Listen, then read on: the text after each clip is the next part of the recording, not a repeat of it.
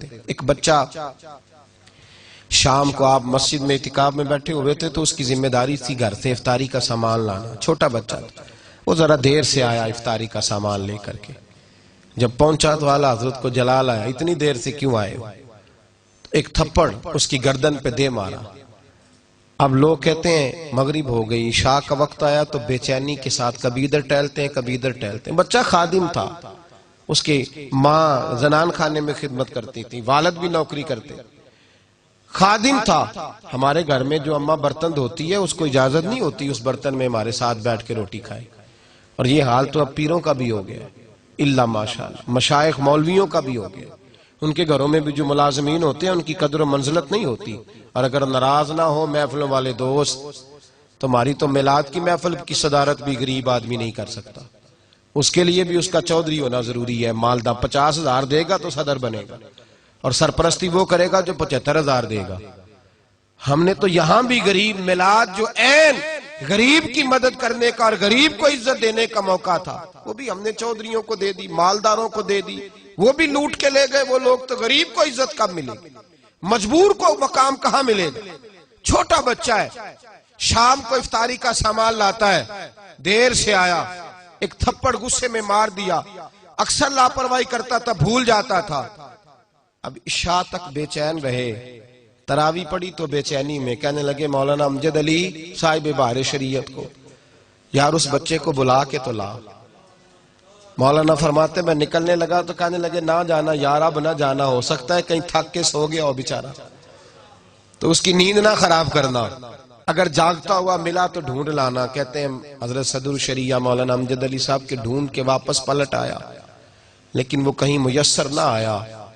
سحری تک ہم نے اعلیٰ حضرت کو بے چین دیکھا، کبھی یہاں بیٹھتے کبھی وہاں بیٹھتے، وہ بچہ کہیں سو گیا تھا، سویرے سحری کا سامان لے کے آیا، 1000 کتاب لکھی ہے، اور علی گڑھ یونیورسٹی کا سر ضیاء الدین دروازے پہ آ کے بیٹھا رہتا ہے، بہت بڑا ریاضی کا استاد ہے، دروازے پہ بیٹھا رہتا ہے، نواب آف رامپور چٹھیاں لکھتے ہیں ایک دیدار کرا دو، نواب آف حیدرآباد دکن منتیں کرتے ہیں کہ ان سے کو 2 گھڑیاں ملاقات کا ٹائم دے دو، لیکن ایک بچہ غریب، اس کے لیے فاضل بریلوی درجنوں لوگ کھڑے تھے، جب وہ بچہ کھانا لے کے آیا تو گھٹنوں کے بال زمین پر اتحیات کے عالم میں گویا بیٹھ گئے، کہنے لگے بیٹے احمد رضا سے غلطی ہو گئی، کل تجھے تھپڑ دے مارا، اللہ کی رضا کے لیے معاف نہیں کر دیتا؟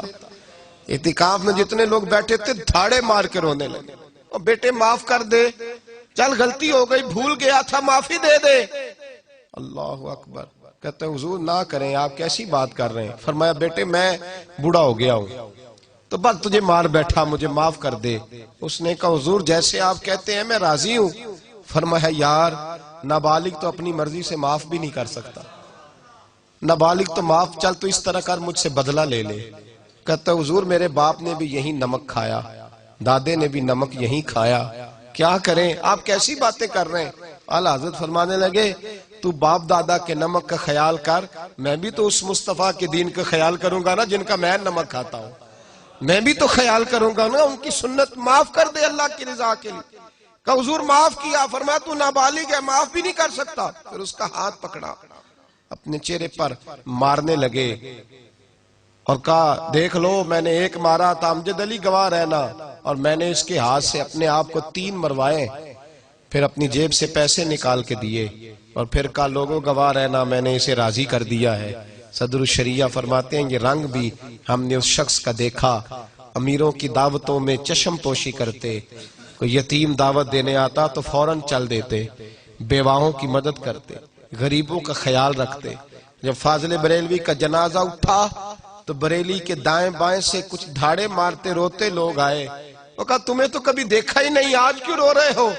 کہنے لگے کیسے دیکھتے، ہمارے تو ماہوار وظیفے مقرر تھے، اور ہمیں کہا گیا تھا تم نے نہیں آنا، تمہارے گھر تمہارے حصے پہنچا کریں گے، تم نے یہاں نہیں پہنچنا، تمہارے گھر حصے پہنچیں گے، اس لیے کہ تمہیں حصہ دینا ہے، رسوا تھوڑی کرنا ہے۔ میرے بھائی بڑے اعلیٰ مقاصد کے ساتھ زندگی گزاری۔